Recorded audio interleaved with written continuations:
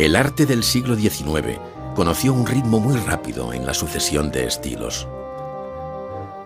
Se inició con el rígido gusto neoclásico, tutelado por las academias. Más tarde, durante el transcurso del segundo tercio del siglo, vio llegar el romanticismo. El sentimiento romántico se introdujo hasta la médula en los artistas jóvenes, pero pronto tuvieron la necesidad de rechazarlo y acercarse a la realidad, de manera que el realismo llegó a las artes plásticas a mediados de la centuria, conviviendo durante los primeros 50 años del siglo las tres tendencias. Después, el camino del arte se hizo más abrupto y difícil de transitar. Por un lado, el desarrollo del impresionismo resulta coetáneo de sus propias consecuencias, es decir, del arte de los postimpresionistas y puntillistas. Por otra parte, en una vertiente distinta prosperaban también el simbolismo, los prerrafaelistas y los modernistas, que investigaban en su pintura la estética de la línea y su fuerza poética.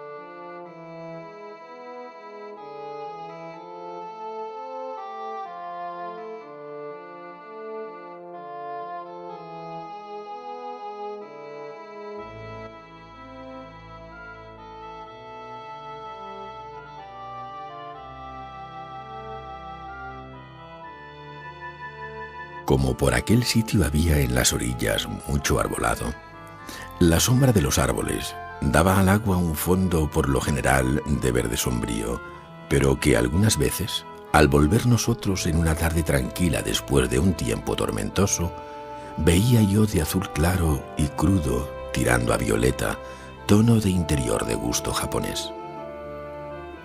Aquí y allá, en la superficie, enrojecía como una fresa una flor de ninfea escarlata con los bordes blancos. Un poco más lejos, comenzaban a abundar las flores, no ya tan lisas, más pálidas, granadas y rizosas, y dispuestas por el azar en lazos tan graciosos que parecía que iban flotando a la deriva tras el melancólico desfallecer de una fiesta galante, desatadas guirnaldas de rosas de espuma. Marcel Proust, En busca del tiempo perdido.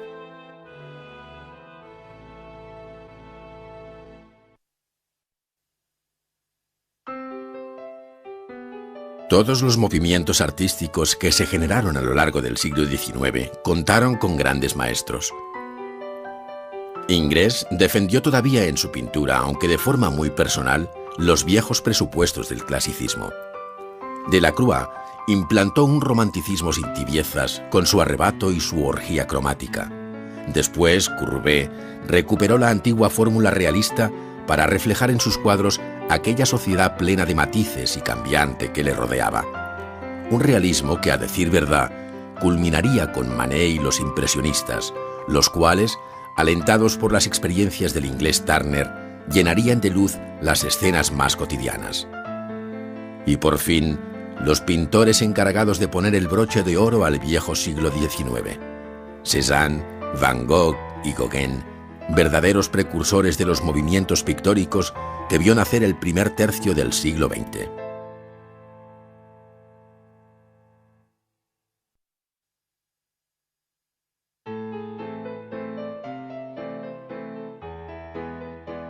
Eugène Delacroix nació en 1798 en Charenton-Saint-Maurice y murió en Augerville en 1863, a los 65 años de edad.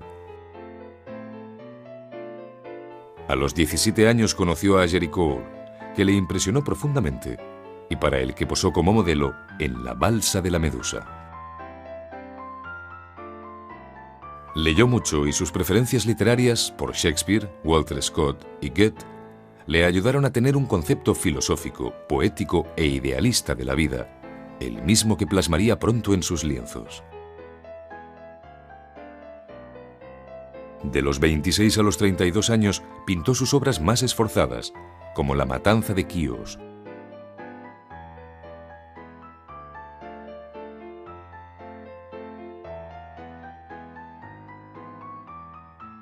o La muerte de Sardanápalo, en las que la composición y el cuidado de la forma eran sus mayores retos. El tercer gran lienzo de estos años, La libertad guiando al pueblo, es considerada su obra maestra por el arrebatado sentimiento que muestra en él. A este temperamento impetuoso se debe también su desmedido interés por el mundo oriental, que conocería a través de su estancia en Túnez y cuya cadencia le convencería de que la música y el color tienen una interrelación inexplicable, pero cierta.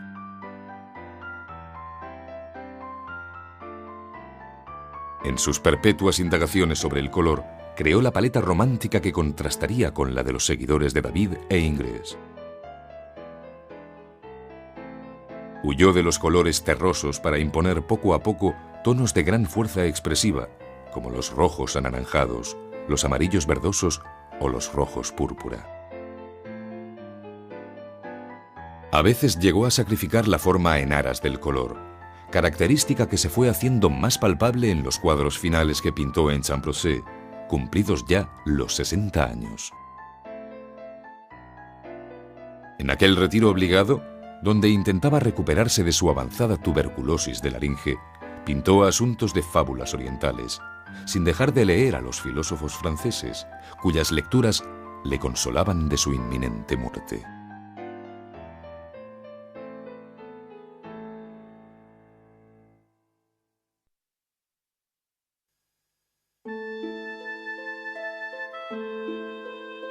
William Turner nació en 1775 en Londres, donde también murió en 1851, después de haber recorrido medio mundo y haber creado una verdadera leyenda sobre su misteriosa personalidad.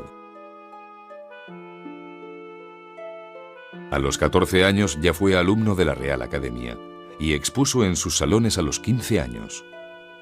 Apenas contando los 27, ya era miembro de dicha institución, siendo nombrado profesor de perspectiva. De un genio tan precoz no podía esperarse otra cosa que la búsqueda de nuevos caminos para su arte. Y así fue. Como avezado viajero, conoció pronto a todos los grandes maestros de la pintura, y hacia 1830, cuando ya había cumplido los 55 años, decidió volcar todo su interés en pintar la luz y la atmósfera, lo intangible, pero que también es parte de la naturaleza, o mejor todavía, es la verdadera esencia de esa naturaleza. Creó así un estilo totalmente nuevo en el que la escena contada está simplemente sugerida sobre una inmensa nebulosa generada por grandes superficies dadas de pasta en tonos ocres, violetas, azules o amarillos. De esta manera es como pintó sus obras más conocidas, como El temerario remolcado a dique seco o Lluvia, vapor y velocidad, donde incluye el novedoso tema del ferrocarril. Su pintura y los principios que la sustentan siguieron vigentes en la pintura moderna, y de hecho Turner es el pintor que más ha influido en dos de los grandes movimientos pictóricos habidos tras su muerte. En primer lugar, en los impresionistas, que vieron sus obras en 1870 en París, y en segundo lugar, en el gran movimiento abstracto de la segunda mitad del siglo XX, que se extendió por todos los países en forma generalizada tras la exposición de sus obras en la Bienal de Venecia en 1948. Su pintura sintetiza la búsqueda del artista contemporáneo, que es la plasmación de la realidad en vez de la reproducción de la mera apariencia.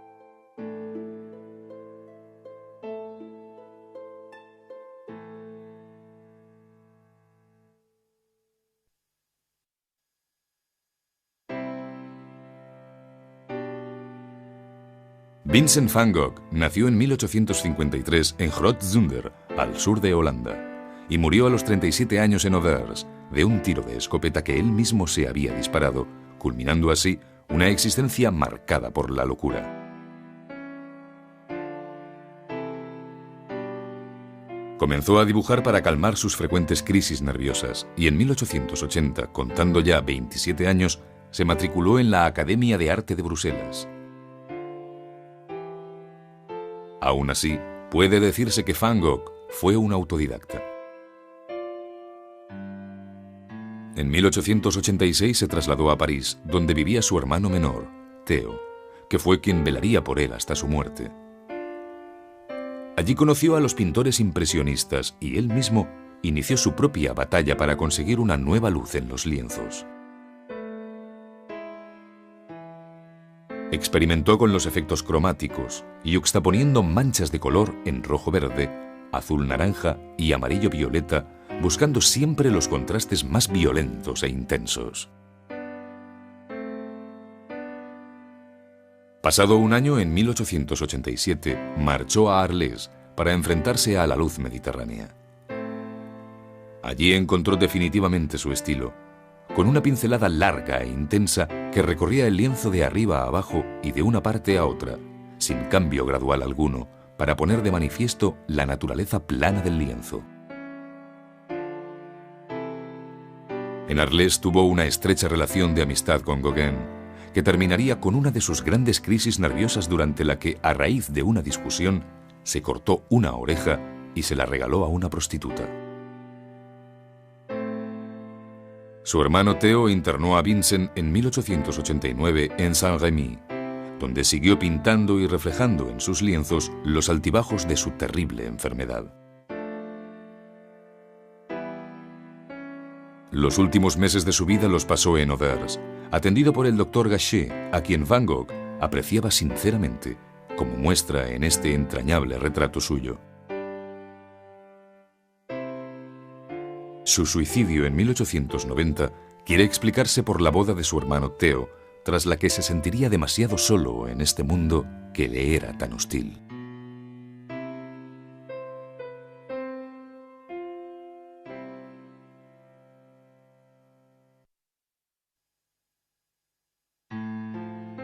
Todas y cada una de las tendencias de la pintura del siglo XIX que se habían generado en Francia tuvieron amplia repercusión en el resto de países europeos. Sin embargo, una vez superada la etapa neoclásica, no se puede hablar de una estricta uniformidad estilística. Alemania aportó un sentimiento arrebatadamente religioso heredado del siglo XVIII, que ansiaba descubrir el misterio del cosmos representando las fuerzas de la naturaleza. España reinterpretó el arte de los maestros del pasado y no se desprendió tampoco de la fuerza que le conferían las raíces de la España profunda. E Inglaterra, que vio nacer el genio de Turner, persistió por otra parte en el trasfondo literario de la pintura, arribando a la expresión a través del dibujo como efecto de su concepto ilustrador de la pintura.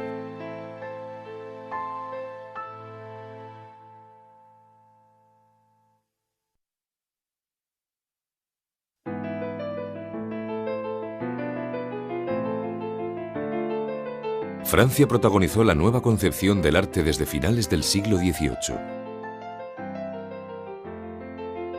Las directrices de la pintura fueron marcadas primero por Louis David y sus discípulos que, como Gros e Ingres, dominaron la academia e impusieron las normas del neoclasicismo. Después, Géricault practicó una pintura que buscaba la fuerza y la emoción, la expresividad, en una palabra. Afán que culminó en la obra de su amigo y admirador Delacroix, que, con su pasión por el color, convirtió los lienzos en una sinfonía cromática de irremediable atracción, consiguiendo con ello la expresión plástica perfecta del sentir romántico. Más tarde, el realismo de Courbet sorprendió por su frescura, y a él se acercaron tanto los pintores preocupados por los problemas sociales como los que se sintieron atraídos por la poética de la pintura a plein air, es decir, a la verdad que la naturaleza ofrecía a los ojos.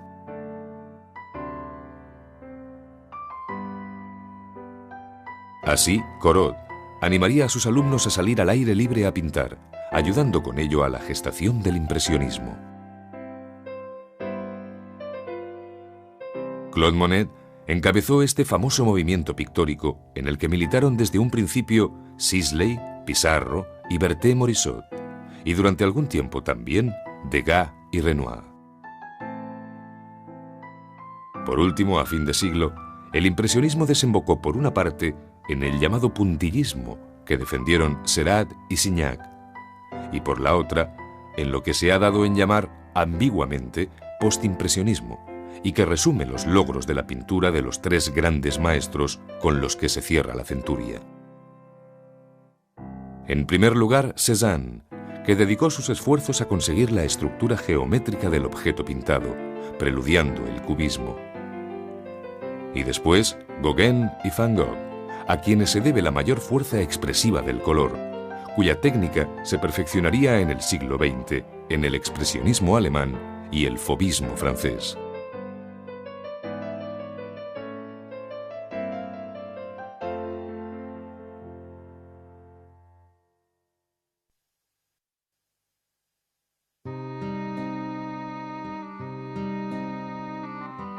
En España, como en el resto de Europa, se reflejaron todos los movimientos artísticos que se iban sucediendo en Francia.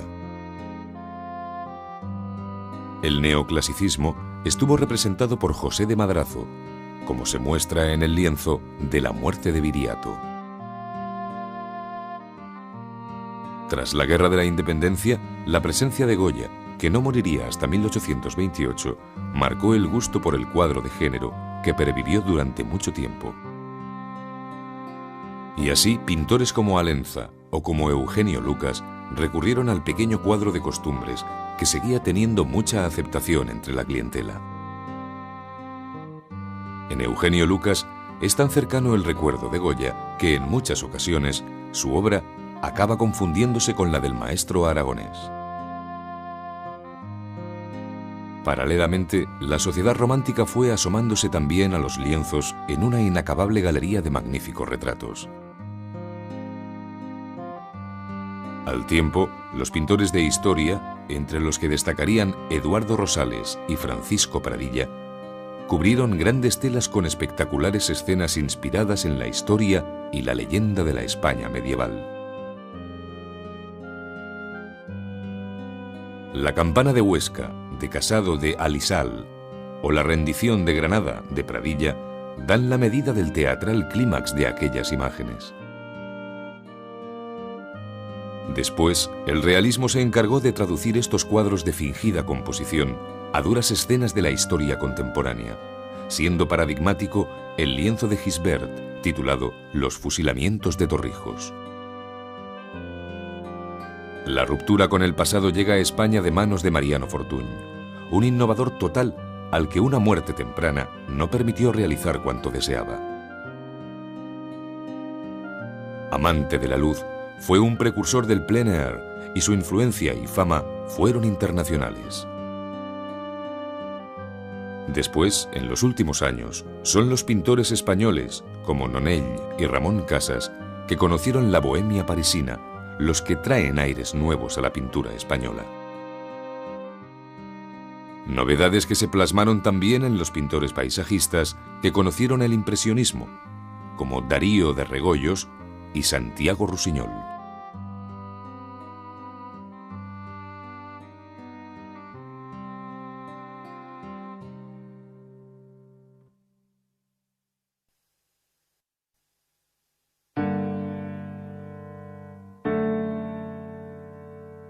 El siglo XIX transcurrió en Europa bajo el signo del romanticismo. Y puede decirse que, muy a menudo, el realismo no fue sino una fórmula distinta de expresar el mismo deseo profundo de comprender la triste existencia del hombre. En esa medida, y por la trayectoria de su pensamiento literario y filosófico, Alemania fue uno de los países que más tempranamente despertó al sentimiento romántico. Siempre impregnada por una profunda religiosidad, la pintura alemana se esforzó en representar la insignificante existencia humana ante la grandeza de Dios y del universo. Se trataba de trasvasar a la pintura aquello que en Alemania se daba en llamar la poesía universal progresista, y que pretendía explicar la justificación de la existencia a través de la fusión total entre espíritu y naturaleza. Lo finito e infinito como absolutos, sin pasado ni presente. La pintura de paisaje creada por Caspar David Friedrich fue el principal vehículo para llevar esta poética filosofía a las artes plásticas. En sus cuadros el hombre aparece recortado, como una sombra, sobre un impresionante paisaje soñado que no es sino una expresión de la esencia de la naturaleza, esto es, de la propia divinidad. En Inglaterra, algo de esa misma poética estuvo también presente en la obra de Turner, aunque expresada de muy distinta manera. Por su parte, Constable formularía esta relación con el mundo circundante esforzándose en transformar subjetivamente el paisaje real. Sin embargo, quienes representaron en Inglaterra el máximo exponente del sentir romántico fueron los pintores denominados prerrafaelistas. Dante Gabriel Rossetti y Edward Burne-Jones son los grandes maestros del movimiento prerrafaelista. Desearon un mundo de ingenuidad y de pureza, y lo hicieron con una estética muy meditada. Ellos crearon junto a John Everett Millet una pintura de gran lirismo que descansa fundamentalmente en el perfeccionamiento y minuciosidad de la línea.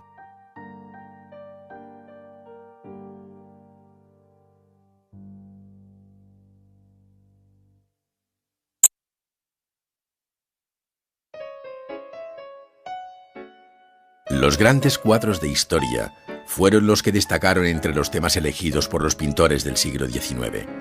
Los neoclásicos, los románticos y los mismos pintores realistas admiraron el esfuerzo técnico que tales composiciones suponían y quisieron ser llamados pintores de historia, primer paso para realizar una obra digna de ser colgada en los museos. Sin embargo, fueron las postrimerías del siglo las que trajeron a la pintura un soplo de aire fresco y una manera de ver y de representar lo cotidiano con la misma dignidad con que se narraban las gestas heroicas. El Moulin de la Galette, de Renoir, sería seguramente el ejemplo más representativo de este giro dado a la gran pintura. Fueron los impresionistas, precisamente, quienes llevaron a los lienzos una realidad vista con ojos nuevos. El paisaje rural y el urbano, los individuos rechazados por la rígida sociedad decimonónica e incluso los asuntos eternos de la pintura del pasado, como los temas de desnudo femenino.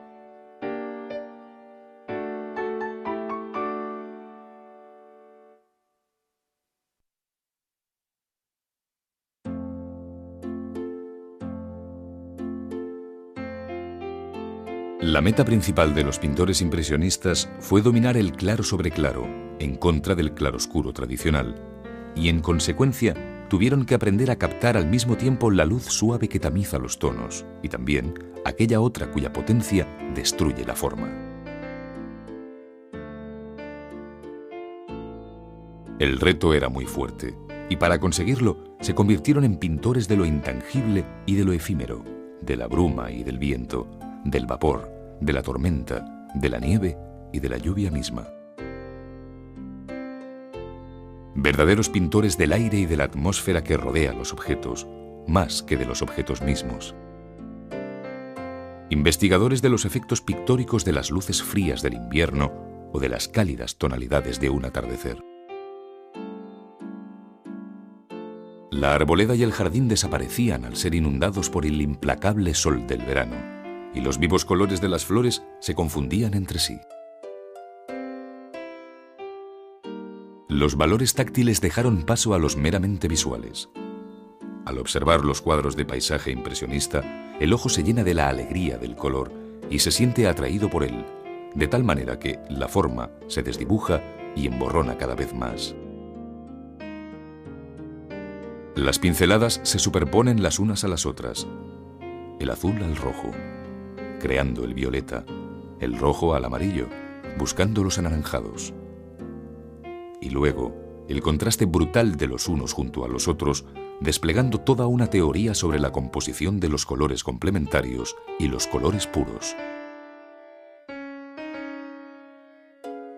Llega un momento en que nada hay ni nada importa, salvo la descomposición de la luz blanca sobre la materia, y el lienzo ya no es más que eso, materia, sin referencia externa.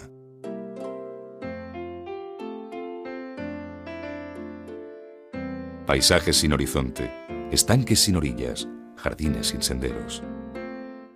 En un lenguaje pictórico que ya solo habla al sentido de la vista y no al conocimiento sensible. No hay proceso de reconocimiento del objeto. Es un paso temprano y definitivo hacia la abstracción de la materia.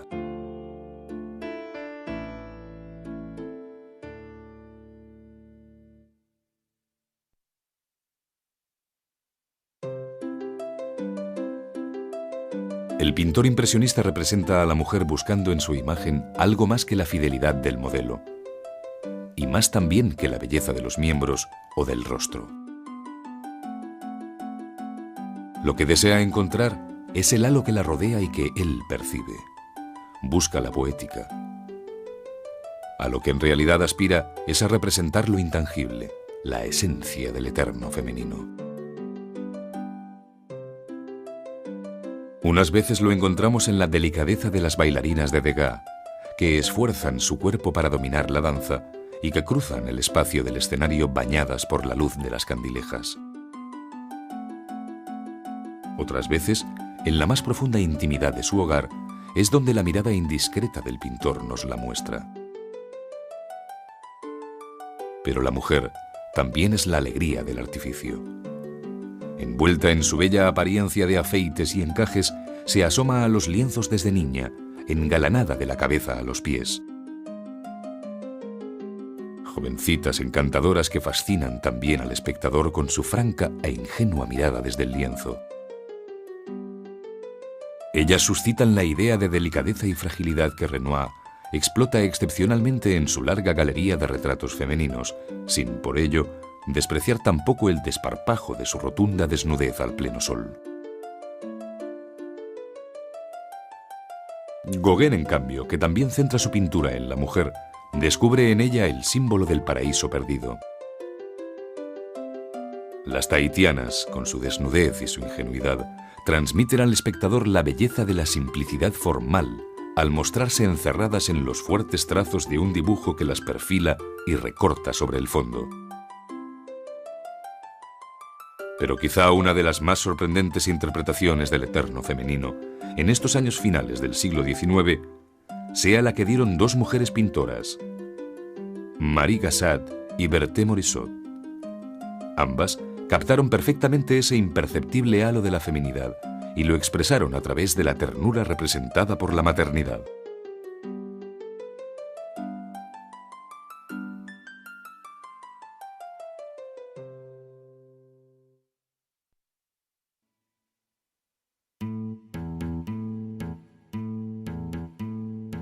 El Boulevard de Montmartre y la avenida de Clichy, donde se encontraba el famoso Café Gerbois, sede de la vanguardia artística y literaria de París, encarnan el escenario por el que discurría la fértil bohemia de París.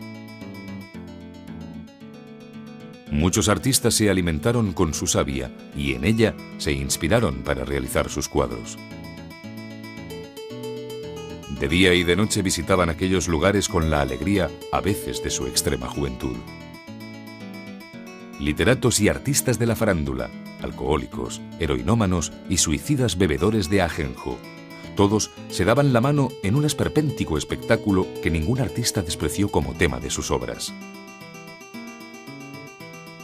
Desde la novela de Zola titulada Nana al cuadro de Manet titulado La Olimpia, fueron describiéndose entre la caricatura y la realidad los personajes que poblaban la bohemia parisina.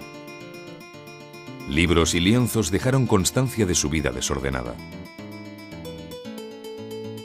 Jóvenes muchachas acompañando a elegantes caballeros de negro y chistera. Mujeres no tan jóvenes de excesivo maquillaje y generosos escotes. Burdeles de largo diván rojo donde aguardar en las dilatadas esperas y bares bulliciosos.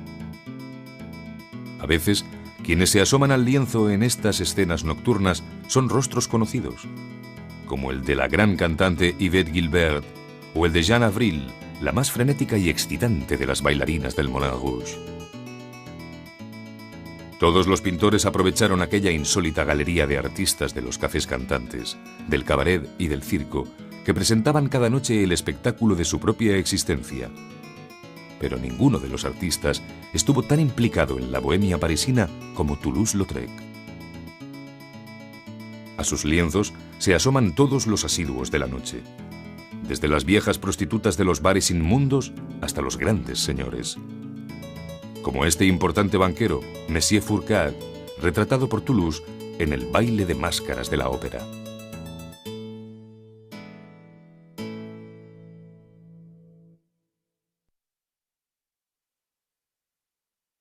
En el siglo XIX no solo se crearon obras de excepcional valía, sino que a menudo se quiso encerrar en ellas todo un credo artístico.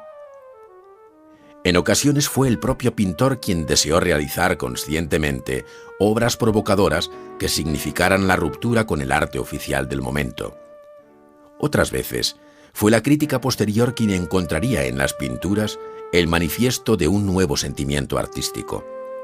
Así el romanticismo, el realismo y el impresionismo no solo tuvieron un fuerte apoyo literario, sino obras concretas que exhibir a modo de estandarte, como ocurre con la Balsa de la Medusa o el Entierro en Ornans, que simbolizan la llegada del romanticismo y el realismo respectivamente, mientras el Almuerzo campestre de Manet supone el arranque de toda la pintura moderna.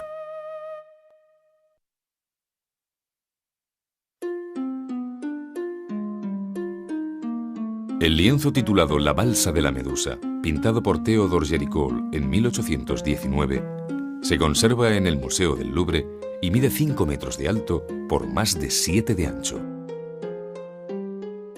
En el cuadro se narra un hecho real, el de la terrible experiencia vivida por quienes navegaban en la fragata Méduse, que se hundió en 1816 frente a las costas de Marruecos. 149 de aquellos náufragos no encontraron espacio en los botes salvavidas y construyeron una balsa que sería remolcada por los propios botes. No obstante, durante una tormenta la balsa se separó de las barcas y anduvo flotando a la deriva durante 27 días. Théodore Géricault fue un pintor que, a pesar de su educación clasicista, prestaba atención a cuanto de dinámico había en la naturaleza e intentó reflejar la espeluznante odisea vivida por los náufragos. No soslayó el horror en el que se vieron envueltos al tener que conservar los cadáveres en un inevitable episodio de antropofagia. Ni quiso ignorar la expresividad impactante de los agotados cuerpos en una teatralidad ajena a la puesta en escena clasicista.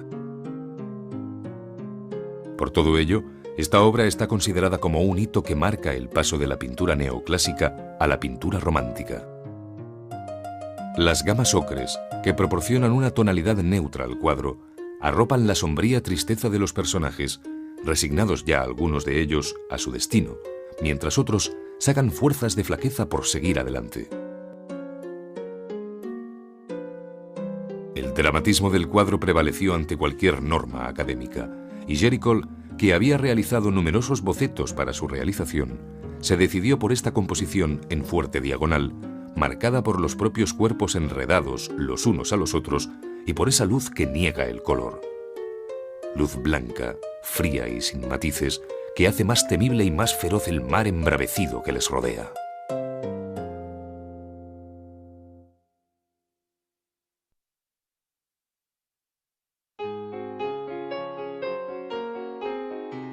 Este lienzo, cuyo título original es Le Déjeuner sur l'herbe, fue pintado por Édouard Manet en 1863. Mide unos 2 metros de alto por 2,5 de ancho y se conserva en el Museo d'Orsay. Manet concibió como fondo de este cuadro un extraño paisaje idealizado con una figura femenina bañándose en el río.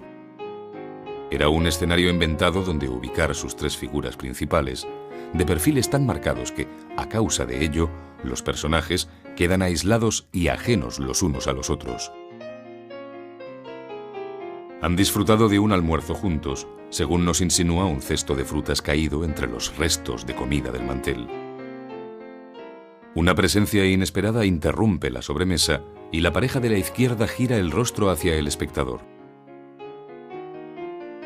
Lo más sorprendente es la desnudez de la mujer que posa indiferente junto a los hombres vestidos. Su mirada es franca y un tanto descarada. Ni el tema ni la composición son nuevos, pues uno y otra están inspirados respectivamente en el Concierto campestre de Giorgione y en la obra perdida de Rafael, El juicio de París, en la que se repetía con exactitud la compostura de las figuras. La verdadera novedad de Manet consiste en la modernidad de los personajes y en la inmediatez y proximidad con que se percibe la escena. Eso fue precisamente lo que escandalizó al público parisino. Manet hizo posar a su modelo preferida, Victorine Meurent, de formas casi adolescentes, y junto a ella a su hermano Eugène y al escultor holandés Ferdinand Linhoff. El público vio en ellos el relajo de unos jóvenes bohemios, relacionando el cuadro con la prostitución de los alrededores de París, de manera que el jurado excluyó la obra del Salón de 1863, viéndose obligado Manet a tener que exponerla en el Salón de Rechazados de aquel año.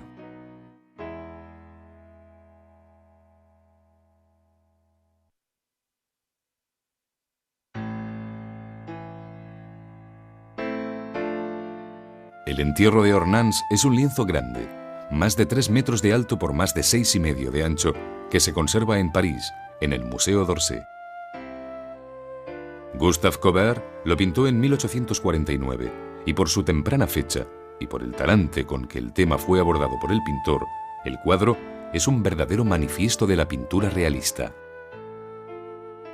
Se pretendió representar la realidad simplemente, sin dignificar especialmente la escena ni a los personajes. Para ello, el pintor hizo posar a todos los vecinos de su pueblo natal de Ornans. Se dice que esta obra se inspira en el entierro del abuelo de Courbet, que había fallecido el año anterior. Ello explicaría la presencia de los padres y hermanas del pintor especialmente compungidos. Pero la intención del pintor fue convertir un sepelio cualquiera en un hecho que merecía un tratamiento pictórico de cuadro de historia.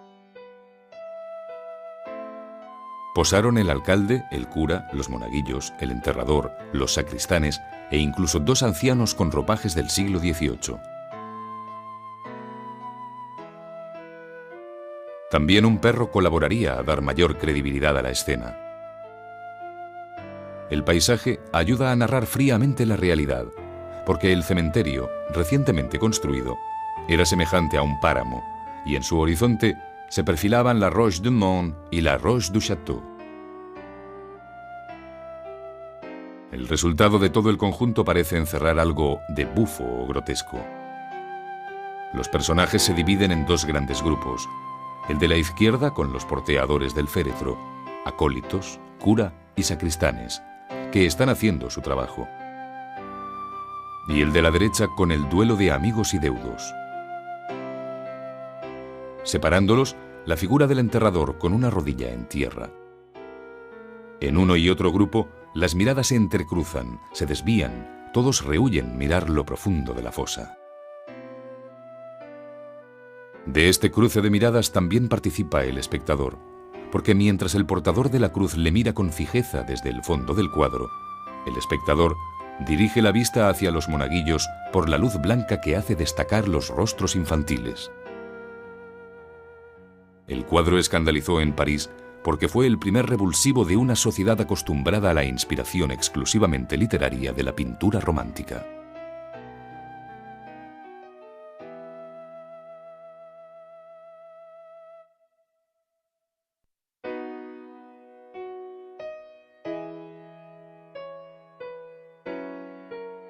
La arquitectura, al igual que la pintura, rompió viejos moldes a mediados del siglo XIX. Así, mientras los jóvenes pintores impresionistas salían de París, huyendo de las reformas urbanas del barón Haussmann, para buscar en sus alrededores nuevos temas de inspiración al aire libre, en el corazón de la nueva ciudad se levantaron formidables edificios. Entre todos destaca el de la Ópera o Academia Nacional de Música, la obra más representativa del Segundo Imperio francés. El proyecto de Charles Garnier rompió con los estilos históricos, mostrando un lenguaje nuevo que, al no reconocerlo la emperatriz doña Eugenia de Montijo, le indicó el arquitecto: «Señora, es el estilo de Napoleón III, vuestro esposo». Su inauguración tuvo lugar en enero de 1875, pocos meses después de abrirse la primera exposición de los impresionistas en el estudio del fotógrafo Nadar.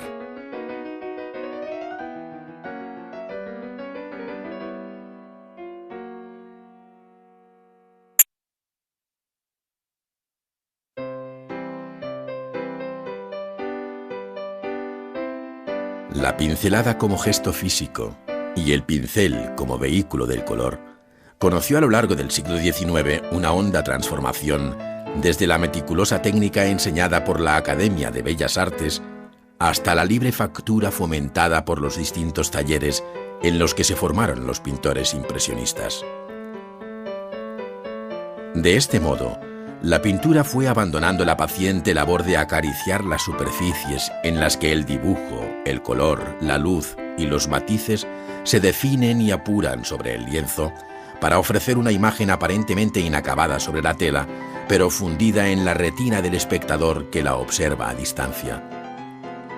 Esta técnica suelta e impresionista tuvo un último episodio que se conoce con el nombre de puntillismo o divisionismo, por el modo de aplicar el color con pequeños toques a punta de pincel. La Grande Jatte es la forma abreviada con que se conoce el cuadro de Georges-Pierre Seurat, Un domingo por la tarde en la isla de la Grande Jatte, obra sobresaliente del postimpresionismo francés. El pintor recoge el apacible aspecto de un día soleado, donde los paseantes buscan la sombra de los árboles a orillas del Sena en aquella isla no muy lejos de París, llevando las mujeres leves sombrillas para protegerse, mientras que otros personajes se sientan sobre la hierba para encender una pipa o coger unas florecillas, todo en un silencioso concierto. Sobre el río, un pequeño vapor, unos barcos de vela y unos remeros animan la zona abierta del cuadro. El lienzo tiene unas dimensiones considerables, pues mide poco más de 2 metros de alto por 3 de ancho. Pintado entre 1884 y 1886, figuró en la última exposición de los impresionistas celebrada en París en 1886 en un local de la calle Laffitte, esquina al Boulevard de los Italianos. Después de haber pasado por varios dueños, hoy forma parte de las colecciones del Instituto de Arte de Chicago, donde ingresó en 1926 procedente del legado de Clay Bartlett. Este mismo instituto, que conserva un dibujo preparatorio de un fragmento del cuadro de la Grande Jatte, organizó en torno a esta pintura la exposición más importante sobre Georges Seurat en 1958. La reproducción de la Grande Jatte en un conocido mural de las calles de Nueva York, o su interpretación topiaria, es decir, en seto recortado, en el Old Deaf School Park of Columbus, indican la popularidad de la obra de Seurat en los Estados Unidos. En 1899, el pintor Paul Signac, seguidor del puntillismo de Seurat, escribió un interesante libro titulado De Eugenio Delacroix al neoimpresionismo. En él se describe el modo de concebir la composición por parte de los puntillistas o neoimpresionistas, como también se los conocía a estos pintores, pues se trataba de una revisión del impresionismo, es decir, de un nuevo impresionismo. Allí dice Signac que el pintor neoimpresionista, siguiendo en esto los consejos de Delacroix, no empieza un cuadro sin haber decidido su ordenación. Guiado por la tradición y por la ciencia, armonizará la composición según su concepto, es decir, adaptará las líneas, direcciones y ángulos, el claro-oscuro, tonos, y los colores, matices, al carácter que quiera hacer prevalecer.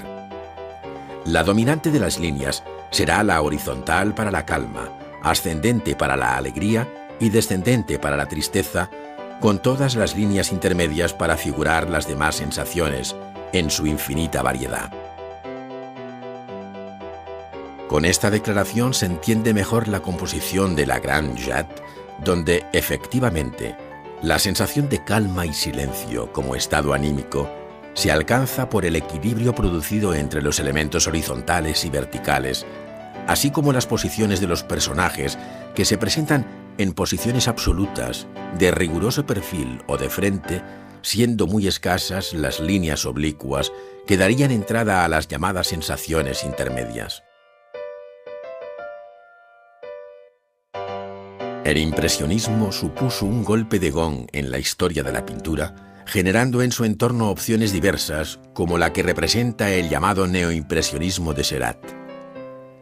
El rechazo de su obra en el Salón Oficial de París le llevó, en 1884, a exponer en el Salón de Independientes, donde los jóvenes pintores de muy distinta tendencia pudieron mostrar sus telas. Seurat desarrolló un verdadero estilo con su propia teoría que va más allá del aspecto técnico, pues representa una nueva forma de entender la pintura basada en las combinaciones de líneas, luz y color, considerando secundario el tema. Para Seurat, el arte era armonía, y ésta había que entenderla como la analogía de elementos contrarios y semejantes de tono, de color y de línea, bajo la influencia de una luz en combinaciones alegres, tranquilas o tristes. De este modo, la tranquilidad que respira la Grande Jatte se debía al equilibrio entre luz y sombra, a la equivalencia de colores cálidos y fríos, y a las líneas horizontales marcadamente visibles en unos casos y sutilmente sugeridas en otros. Para el crítico Théodore Duret, el pintor impresionista se sentaba a la orilla de un río y pintaba lo que tenía delante, pero la Grande Jatte es el resultado de todo lo contrario, pues desde los cuidados bocetos parciales de la obra, conservados hoy en el Museo del Louvre, hasta el proceso pictórico mismo, todo es diferente. La Grande Jatte fue concebida, desarrollada y pintada a lo largo de 2 años y refleja todo lo que hay de teórico en el planteamiento del neoimpresionismo. Este representaba la reflexión y lo permanente sobre la fugacidad del mero instinto impresionista. El cuadro se pinta de derecha a izquierda y de arriba a abajo, con un riguroso orden que, según las leyes de contraste, secuencia e irradiación del color, permitirá avanzar la obra.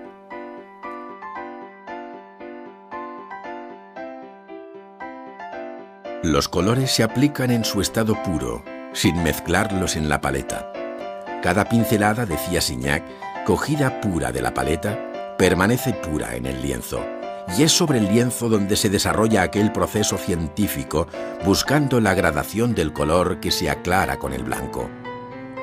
Un anaranjado mezclado con un amarillo y un rojo, un violeta que se degrada hacia el rojo y el azul, un verde que pasa del azul al amarillo son, con el blanco, los únicos elementos de que dispone el pintor neoimpresionista, según recuerda Signac.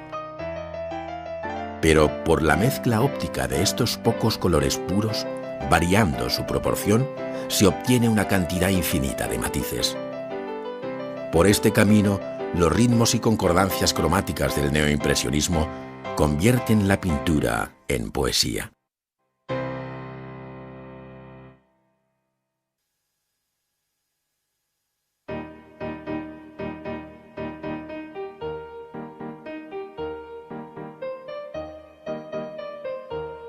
El término acuarela viene del italiano acquarella y hace mención directa al agua en la que se diluye el color. Su técnica es muy antigua, de tal modo que ya desde el siglo XVI se empleó para reforzar el dibujo con un color monócromo, lo que se conoce mejor como aguada o lavado.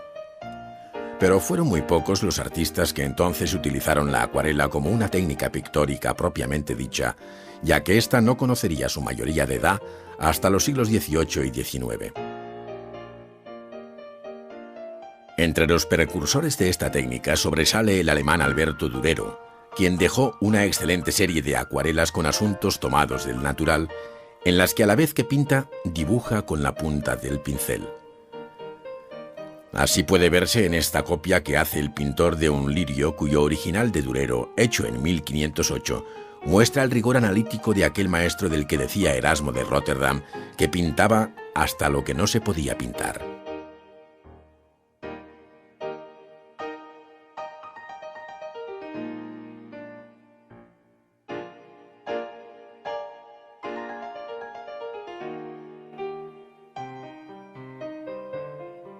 Como en todas las técnicas, la preparación del soporte es fundamental y requiere en cada caso soluciones diferentes.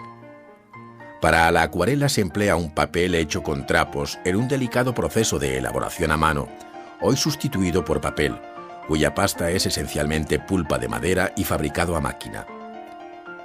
Los tipos de papel difieren también en su gramaje y textura, siendo los más habituales los de grano fino, medio y grueso, contribuyendo cada uno con su distinta rugosidad al efecto final buscado por el artista.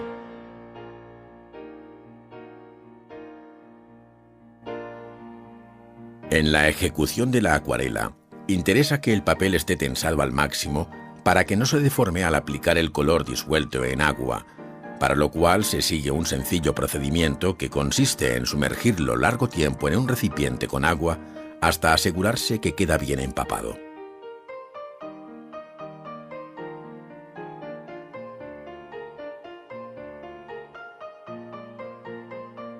Después de escurrido, se coloca sobre un elemento medianamente absorbente, como la madera, y se fija por sus 4 lados con tiras de papel previamente engomadas.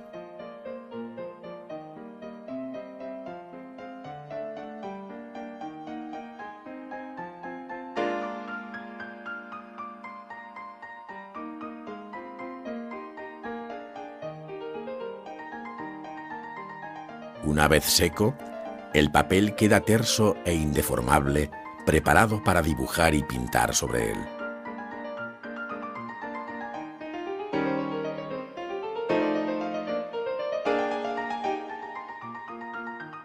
Otro procedimiento consiste en fijar el papel pegándolo directamente sobre la tabla de madera.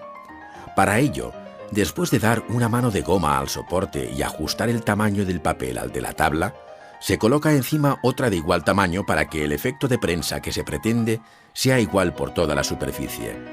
Previamente, para no dañar el papel en el que se va a pintar, se protege con otro similar. Cualquier elemento de peso, como puedan ser unos ladrillos, servirá para garantizar el aplastamiento y fijación del papel sobre la primera tabla.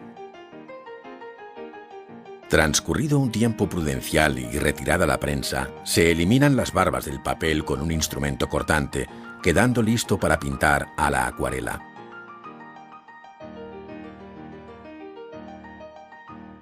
En la técnica de la acuarela es fundamental el manejo libre de todos aquellos instrumentos que permitan alcanzar matices personales, cuyo efecto final resulta difícil conseguir con otras técnicas pictóricas.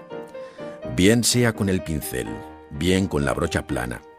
El pintor, con movimientos rápidos y seguros, pues no cabe corregir, borrar ni repasar, inicia una acuarela donde se ve la absorción del papel y los contornos acuosos de la pincelada que el propio pintor extiende, controlando así el goteo puntual de la pintura. A los trazos largos y en horizontal siguen otros, puntuales y en vertical, reforzando el color allí donde conviene. En un momento dado abandona los pinceles y con una esponja añade efectos difusos, degradando el color dado con anterioridad y pintando después húmedo sobre húmedo. Este procedimiento resulta especialmente adecuado para los efectos de nubes y celajes brumosos. Cuando se trata de un fragmento como el del perro, el pintor se detiene con un pincel fino hasta perfilar con todo detalle el animal que aúlla a la luz de la luna.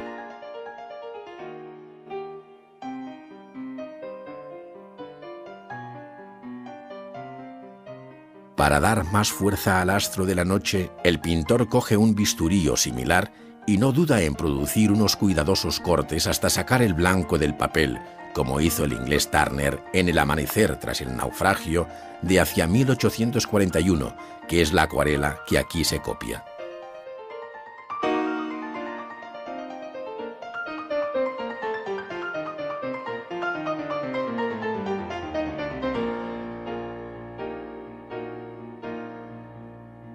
Aunque los colores se encuentran hoy preparados en tubos y pastillas, en otro tiempo se elaboraron en el taller sobre una piedra de superficie lisa en la que se molían los pigmentos hasta lograr un polvo fino. Unas gotas de goma arábiga, que servirán de aglutinante soluble en el agua, son suficientes para preparar la mezcla que, una vez amasada, se guarda en unos pequeños recipientes. La operación se repite por cada uno de los colores, azul, amarillo y rojo, hasta completar la paleta del pintor.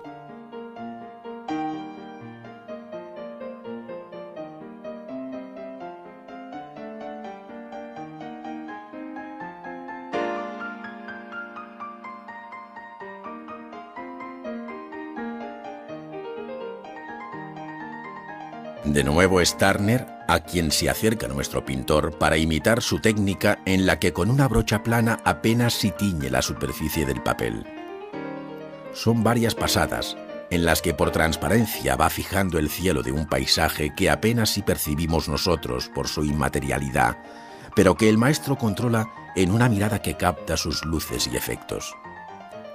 Después, con agudo pincel va sacando de la nada, del silencio húmedo y profundo de la acuarela, cúpulas y torres, dando a la arquitectura veneciana que se refleja en el agua el aspecto de un juego de formas cristalinas y sin límite.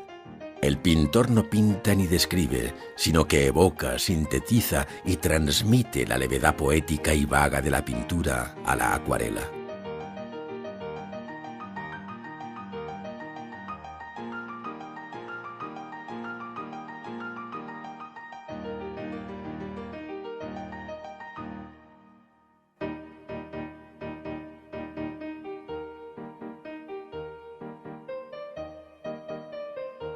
En ocasiones puede interesar que el papel tenga un fondo de color uniforme, en lugar del blanco, por lo que se suele teñir o lavar el papel seco con una esponja natural, procurando hacer esta operación con rapidez y cuidando de la uniforme distribución de la pintura, dejándolo después secar.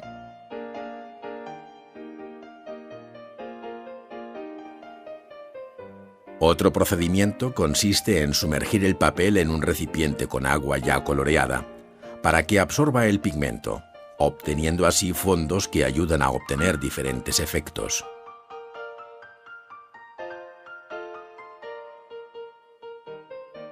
Cada maestro maneja la acuarela de un modo personal según puede deducirse del hombre semidesnudo, pintado por el español Mariano Fortuny, que vivió prácticamente toda su vida en Italia, donde murió en 1874. Su técnica difiere de la de Turner por el modo de realzar los perfiles de la figura a base de oscurecer los contornos, por la reserva de blancos para las zonas más iluminadas y por la forma de sombrear casi por acumulación de capas sucesivas, insistiendo y volviendo con el pincel al mismo lugar.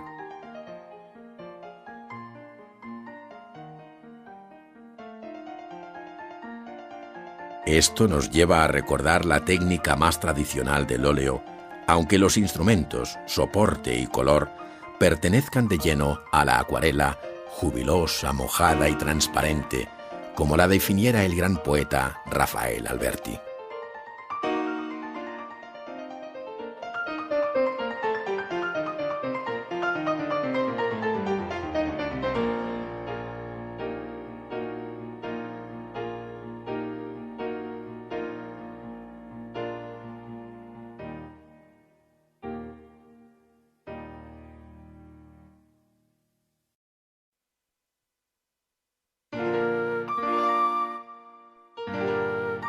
El pintor valenciano Vicente López, formado en las Academias de Bellas Artes de Valencia y Madrid, de la que llegó a ser director general, hizo este retrato de Goya, que conserva el Museo del Prado en 1826 con ocasión de su última visita a Madrid desde Burdeos. El maestro aragonés tenía entonces 80 años y se dice, sin fundamento cierto, que el propio Goya aconsejó a Vicente López no apurar más el retrato contra lo que era costumbre y enseñaba la Academia.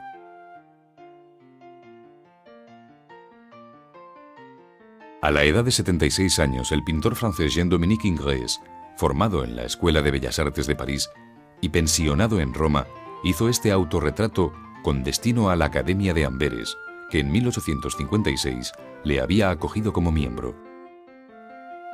La imagen del artista que sentado gira hacia su derecha para mirarse en el espejo, con cierto menosprecio hacia el espectador, se repetiría 2 años después en el autorretrato que conserva la Galería Uffizi de Florencia. Ingres fue un excelente retratista y entre sus obras más conocidas se encuentran los retratos del matrimonio Rivière y el de su hija, los 3 en el Museo del Louvre. Mademoiselle Rivière, como se conoce el de esta joven de 15 años que moriría en 1806, a los pocos meses de haber posado ante el pintor, muestra la formación académica y neoclásica de Ingres, si bien con un interés por el color, el modelado y el paisaje que no llegó a conocer el neoclasicismo de David. La influencia de Ingres fue grande entre los retratistas, contándose entre ellos el pintor español Federico de Madrazo. A él se debe el retrato de la condesa de Vilches, del Museo del Prado, pintado en 1853. El estilo de Ingres se manifiesta en la pose general, en el modo de tratar el rostro y en las luces y brillos de las telas, debiéndose destacar la belleza y matices del vestido azul, en el que Madrazo utilizó una pincelada larga y suelta.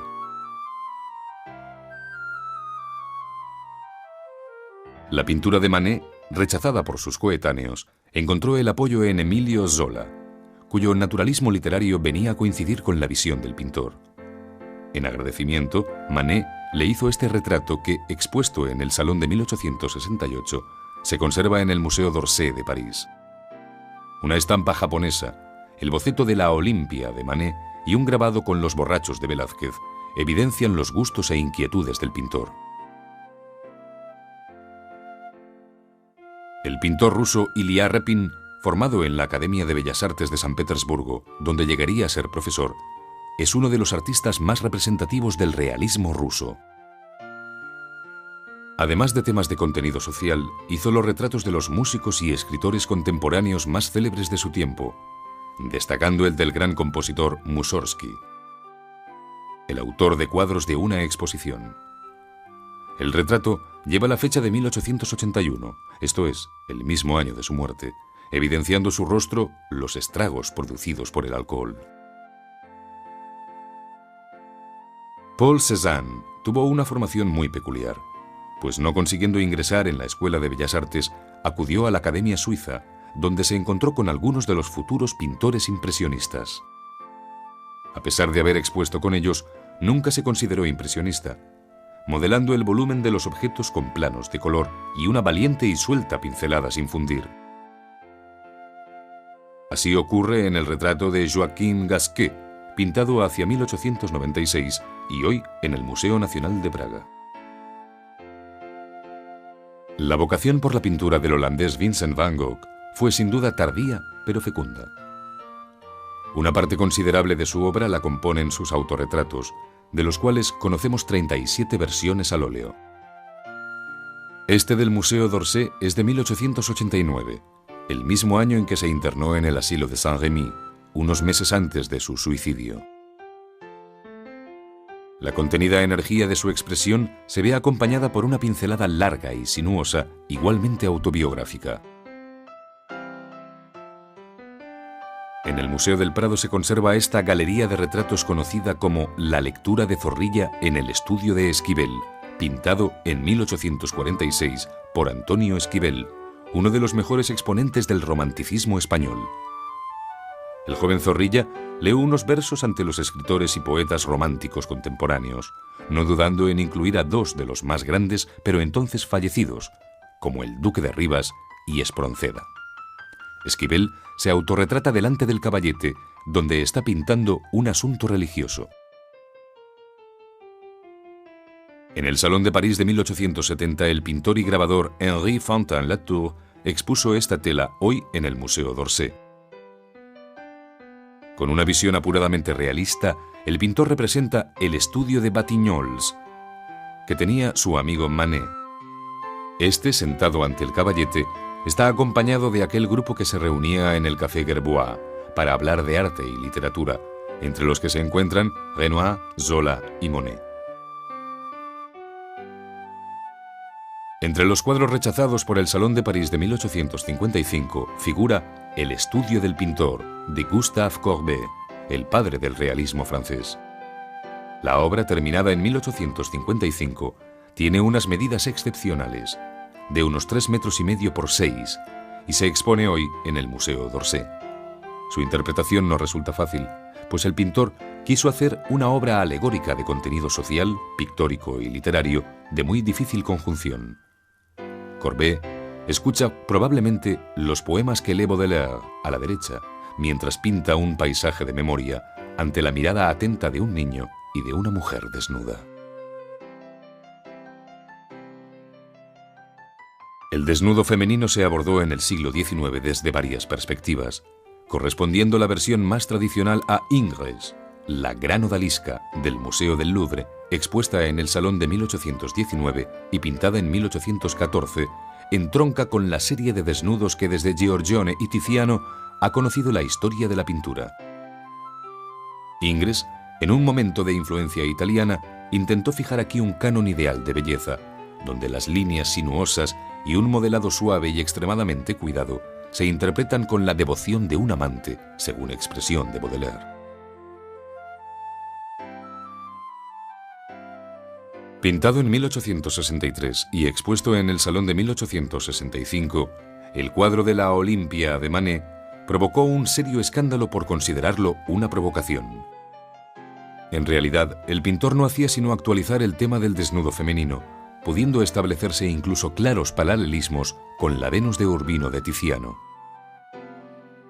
Pero la visión resultaba moderna, descarnada y desafiante.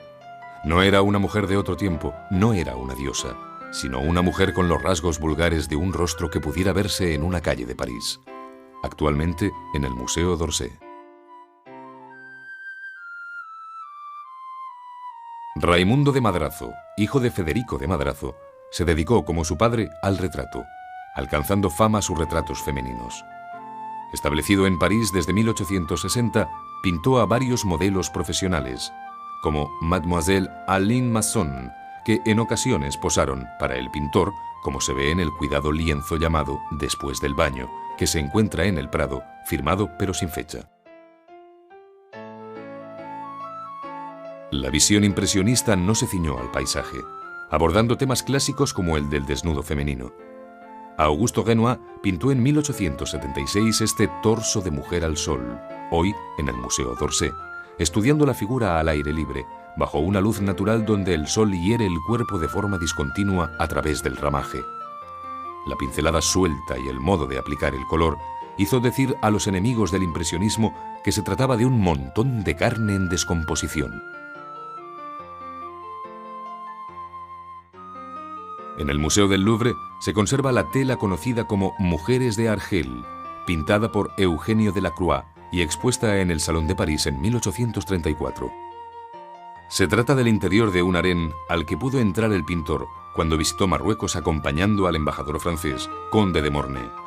Las imágenes, ambientes, luz y color, captadas en Orán y Argel, recogidas en dibujos y acuarelas sobre el propio lugar, revivirían en gran parte de su obra posterior. El exotismo de las ciudades y costumbres de Marruecos atrajeron a muchos pintores hacia este orientalismo occidental que ofrecía infinitas posibilidades para la pintura. Así lo entendió el pintor y grabador catalán Mariano Fortuny, quien, con ocasión de la Guerra de Marruecos, se trasladó allí en 1860, recorriendo los frentes y campos de batalla, al tiempo que descubría un mundo donde los tipos, sus ropas y colores encendieron sus ojos de pintor. A esta experiencia corresponde el cuadro de Los marroquíes del Museo del Prado, de una factura suelta muy particular. Con anterioridad a los cuadros de historia pensados para las grandes exposiciones nacionales, José de Madrazo, padre del retratista Federico de Madrazo, pintó en 1818 La muerte de Viriato.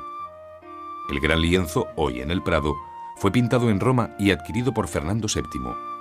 En él, con clara influencia del pintor neoclásico francés David, se narra el asesinato del caudillo lusitano, traicionado por sus amigos Audaz, Ditalcón y Minuro, contra los que, espada en alto, claman venganza sus compañeros. No solo fue la historia pasada, sino que la pintura se convirtió en testigo presencial de los hechos históricos contemporáneos. En 1830, el año de la Revolución Liberal en Francia, Delacroix decía en una carta a su hermano que había comenzado un asunto moderno, una barricada. Si no he combatido por la patria, añade, al menos podré pintar por ella. Se refería al cuadro conocido como el 28 de julio o La libertad guiando al pueblo, firmado y fechado en 1830 y conservado en el Museo del Louvre. Los movimientos liberales contra el absolutismo salpicaron el reinado de Fernando VII en España. Algunos de estos episodios tuvieron un final trágico, como el que recoge Antonio Gisbert en el fusilamiento de Torrijos, ocurrido en 1831, cuando el militar y patriota José María Torrijos fue ejecutado con sus 52 compañeros de exilio en las playas de Málaga. La obra, de un contenido pero eficaz realismo, fue encargada por la Real Orden en 1886 y hoy se encuentra en el Prado. Ramón Casas, cuya obra dentro del modernismo catalán se reparte entre los siglos XIX y XX, plasmó impresionantes imágenes como La Carga o Barcelona 1902, firmada y fechada al año siguiente, y hoy en el Museo de Olot. Con una visión moderna, casi cinematográfica, buscando un ángulo inédito, nos muestra la represión del proletariado industrial en los aledaños de un barrio fabril de Barcelona. En la confrontación se percibe la angustia individual y colectiva, bajo una luz que difumina los detalles muy característica del pintor. El mundo rural también atrajo a los pintores, y entre estos de modo especial al francés Jean-François Millet, quien en el Angelus, pintado entre 1858 y 1859, nos introduce en el ambiente campesino donde los labradores trabajan la tierra con una canción casi religiosa, formando ellos mismos parte del paisaje de un modo natural, con sus mismos tonos y colores. Esta pareja interrumpe su trabajo para rezar el Angelus. Actualmente se halla en el Museo d'Orsay. Millet dibujó y grabó varios temas protagonizados por anónimos campesinos, cuyos rostros apenas sí se distinguen. Algunos de ellos fueron fielmente interpretados al óleo por pintores como Van Gogh, quien en el último periodo de su vida, recluido ya en Saint-Rémy, entre 1889 y 1890, pintó La siesta del Museo d'Orsay. Amarillos y azules, incorporados a la tela con disciplinados y enérgicos trazos, componen sin artificio esta escena de humana percepción. En 1820, el paisajista inglés John Constable pasó unos meses en casa del arcediano Fisher, que vivía en el recinto de la Catedral de Salisbury, en Leadenhall. Desde allí se veía el gran edificio medieval, que el pintor supo encuadrar en un romántico boscaje, mientras que en los primeros planos de luz y sombra, unas vacas abrevan en el río Avon. Esta idílica versión de la Catedral de Salisbury del Museo de Sao Paulo difiere muy poco de la que tiene la Galería Nacional de Londres, fechada en 1823. William Turner fue contemporáneo de Constable, e igualmente le interesó el paisaje, pero su percepción y sensibilidad no podían ser más distintas. En el óleo Lluvia, vapor y velocidad de 1844, hoy en la Galería Nacional de Londres, se manifiesta un espíritu arriesgadamente original que frente a la imagen estática y al color local se interesa por el efecto final, por las luces en su estado puro, donde apenas sí se reconoce el ferrocarril de la Great Western. La factura suelta y el olvido de las formas rozan la abstracción. El pintor belga Carlos Haes, afincado en España donde fue profesor de paisaje en la Academia de Bellas Artes de San Fernando de Madrid durante 30 años, introdujo la visión realista de la naturaleza, superando el pintoresquismo de la interpretación romántica. En Los Picos de Europa, de 1876, hoy en el Museo del Prado, se aprecia aquella sensibilidad nueva hacia la naturaleza, la cual dibuja con exactitud de topógrafo, pero con paleta de pintor. El cuadro de Claude Monet, Impresión, Soleil Levant, del Museo Marmottan de París, Fue pintado en 1872 y llevado a la primera exposición que hicieron los impresionistas en 1874, en el estudio del fotógrafo y amigo Nadar. De su título, Impresión, tomó la crítica adversa el nombre con el que serían ridiculizados aquellos pintores que solo ofrecían impresiones y no verdaderas pinturas. La frescura del cuadro de Monet, que se acerca a una visión abocetada de la salida del sol sobre el mar, representa un verdadero manifiesto de la nueva pintura. Hacia 1872, en una constante búsqueda de impresiones, de imágenes cambiantes y reflejadas sobre el agua, a distintas horas del día, Monet pintó estas Regatas en Argenteuil en 1872 y actualmente en el Museo d'Orsay. Allí puede verse la valentía inicial del primer impresionismo en aquellas pinceladas que pueden contarse sobre el lienzo, pues la fusión entre forma, luz y color se producirá en la retina del espectador.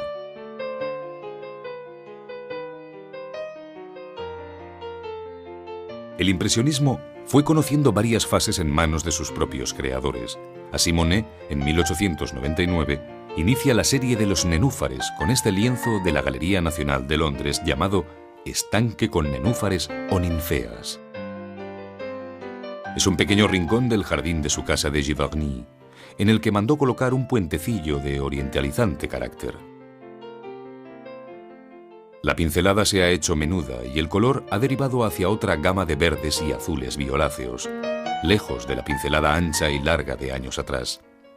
Se expuso por primera vez en la Galería de Durand-Ruel en 1900.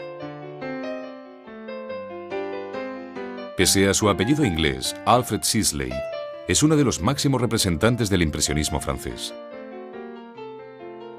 Coincidió con Monet en el taller Gleyer y, como él, prefirió los temas acuáticos vistos en las orillas del Sena y en los alrededores de París, como la inundación de Port-Marly, fechado en 1876.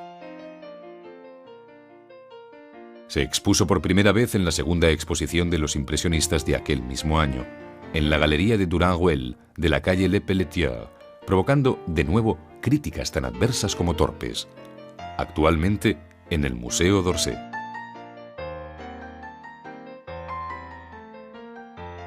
El Museo d'Orsay, verdadero templo de la pintura moderna procedente del mítico Gilles de Paume, conserva esta obra de Armand Guillemont, La Plaza de Valouberg, en París, de 1875. Guillemont participó en casi todas las exposiciones impresionistas, si bien hubo de trabajar en la administración para ganarse la vida, hasta que un golpe de fortuna le permitió dedicarse por entero a la pintura. Son conocidos sus paisajes urbanos en los que la paleta se oscurece en ocasiones con toques de negro y colores opacos.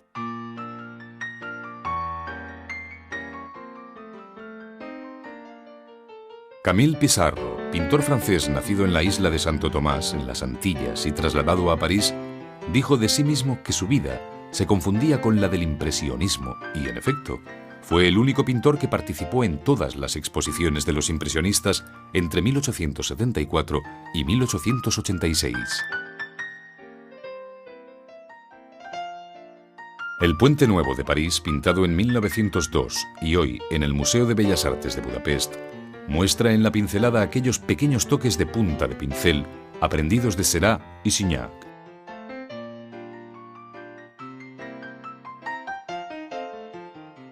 En la exposición impresionista de 1877, Renoir expuso El Molino de la Galette, pintado un año antes y actualmente en el Museo d'Orsay. La obra coincide con el momento más convencidamente impresionista del pintor, que analiza el efecto vibrante de la luz descompuesta en manchas de color. La escena de baile al aire libre está animada por personajes supuestamente anónimos en los que Renoir ha retratado a sus amigos, como sucede con la pareja que bailando nos observa, compuesta por el pintor español Pedro Vidal de Solares y la modelo Margot.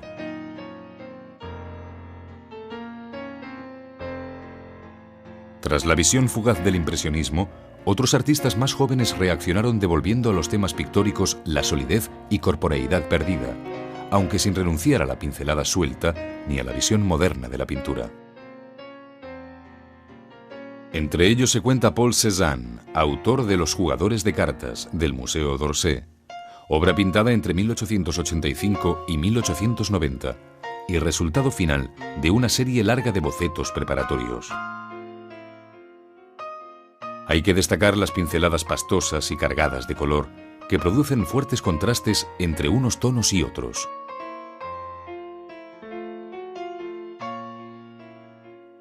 Cézanne, según declaración propia, quiso hacer del impresionismo algo tan sólido y duradero como el arte de los museos. Por ello, sus figuras, bodegones y objetos recobran la geometría y volumen que les son propios, aunque bajo una perspectiva inusual. Así lo evidencia el bodegón del Museo d'Orsay titulado Manzanas y Naranjas, que pintado entre 1895 y 1900 muestra una imagen espacial dislocada y rota, precursora de la visión cubista. Entre 1904 y 1906, es decir, durante los 2 últimos años de la vida de Cézanne, pintó una vez más La montaña del Santa Victoria, cuyas distintas versiones se reparten hoy por varios museos de Europa y América. Esta del Museo de Basilea es una de las últimas, mostrando la tendencia hacia la abstracción sobre la base de contrastes y relaciones de tonos, donde para el pintor radicaba el secreto del dibujo y del modelado, pues según él, a medida que se pinta, se dibuja.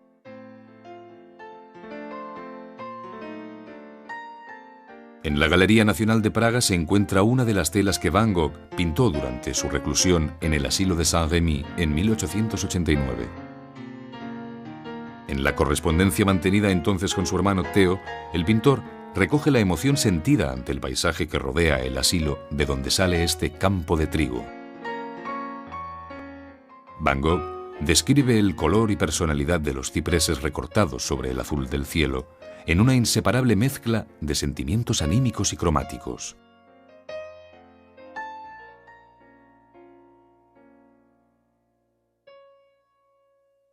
Poco antes de darse un pistoletazo en el pecho, en julio de 1890, Van Gogh trabaja febrilmente intentando combatir con la pintura su drama existencial.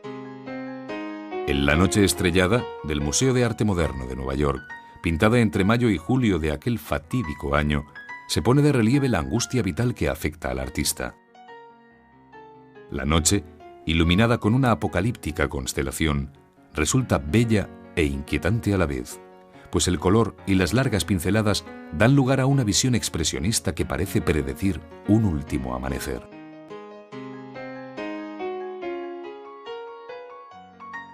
Henri Rousseau, conocido como el aduanero por su empleo en una caseta de consumos, fue un pintor autodidacta que creó un mundo mágico a través de sencillas interpretaciones de la naturaleza. En el Paisaje con puesta de sol del Museo de Basilea, pintado el mismo año de su muerte, en 1910, cabe observar la visión del paisaje con un sentido naif o ingenuo, donde puede medirse la poética descripción de la lucha con el leopardo en medio de la selva tropical como anécdota de un paisaje plano y casi surrealista.